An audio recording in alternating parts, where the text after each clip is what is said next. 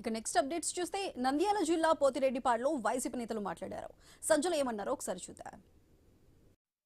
త్వరగా ప్రాజెక్ట్ లక్ష్యం ఒకటే, ఈ వచ్చే 2 ఏళ్లలోనే వీలైనంత త్వరగా ఆ ప్రాజెక్టు పూర్తి చేసేటట్టు చంద్రబాబు నాయుడు గారి మీద ఆ ప్రభుత్వం మీద ఒత్తిడి తీసుకురావాలి.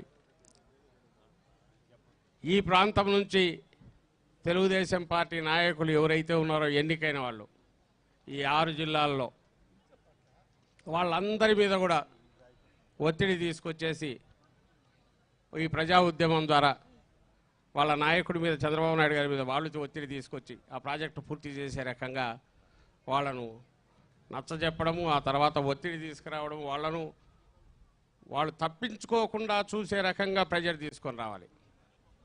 వదిలితే దీని గురించి వదిలేసి ఇంకొకటేదో అసలు ఇష్యూ కానీ ఇష్యూని తీసుకొస్తారు. ఇప్పుడు లడ్డూ తెచ్చినట్టు ఇంకొకటి తెస్తారు, ఇంకొకటేదో తీసుకొస్తారు. రైతుకు కావాల్సిన యూరియా దొరకలేదంటే పలకరు, దాని బదులు ఇంకోటేదో వస్తుంది సమస్య. ఇప్పుడు ఇలాంటి సీరియస్ సమస్యలు ఉన్నాయి. అసలు దీనికి సభ జరుపుకుంటామంటే ఏదో ఉద్రిక్తతలకు దారితీసే అవకాశం ఉంది. అంబటి రాంబాబు దగ్గర అక్కడ జరిగింది కదా, లడ్డూ వివాదంలో ఇది పెట్టారు కదా, ఆ సమస్య సృష్టించేది వాళ్ళే. మనం నిజమైన సమస్య గురించి క్వశ్చన్ చేస్తామంటే అదే సాకుగా చూపించి పర్మిషన్ కూడా ఇవ్వడానికి నిరాకరించాడు. అది కోర్టుకు వెళ్ళి నిన్న మధ్యాహ్నం తర్వాత నిన్న సాయంత్రానికి వాళ్ళకు వెలిగినట్టుంది. ఇది ఎలాగైనా వీళ్ళు వచ్చేట్టున్నారు అనుకున్నారేమో, అప్పటికప్పుడు పర్మిషన్ ఇచ్చారు. ఇదే ఇంకా కన్నా మనం ముందు నుంచి ప్రవేశిస్తే ఇంకా బ్రహ్మాండంగా వచ్చేవాళ్ళు. భవిష్యత్తులో అవి జరుపుదాం. కానీ లక్ష్యం అయితే ఒకటే, వచ్చే 2-3 నెలల్లోనే రిజల్ట్ సాధించే విధంగా ప్రెజర్ పెంచాలి. ఈ ప్రెజర్ పెంచాలంటే నేను ఇంతకుముందు అన్నట్టు గ్రామాన ప్రతి పట్టణంలో కూడా చర్చ జరగాలి.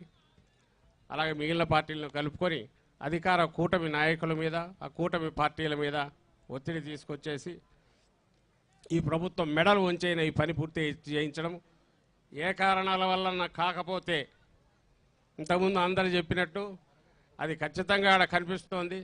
రేపు ఎలా ఉండబోతోంది, 2029, 27, 28 ఎప్పుడు ఎన్నికలు జరిగినా సరే జగన్మోహన్ రెడ్డి గారు మళ్ళీ అత్యధిక మెజారిటీతో ఇప్పుడు రాష్ట్రంలో ప్రభుత్వం ఫామ్ చేయడము,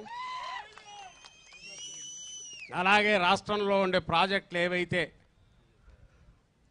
ఇంకా పూర్తిగాని అవి, అలాగే మనకి ఇక్కడ ప్రాణాధారం లాంటి ఇది పూర్తి చేయడము, అలాగే ఇంతకుముందు అనంత వెంకటరామరెడ్డి గారు అన్నట్టు అంద్రీనేవాకు సంబంధించినంత కూడా 6300తో ఈయన కాలువ దీని కెపాసిటీ పెంచుతూ జగన్మోహన్ రెడ్డి గారు చేస్తే మళ్ళీ ఈయన వచ్చేసి దాన్ని తగ్గిస్తూ కెపాసిటీ తగ్గిస్తూ క్యారింగ్ కెపాసిటీ తగ్గిస్తూ మళ్ళీ జీవో పాస్ చేశారు చంద్రబాబు నాయుడు గారు.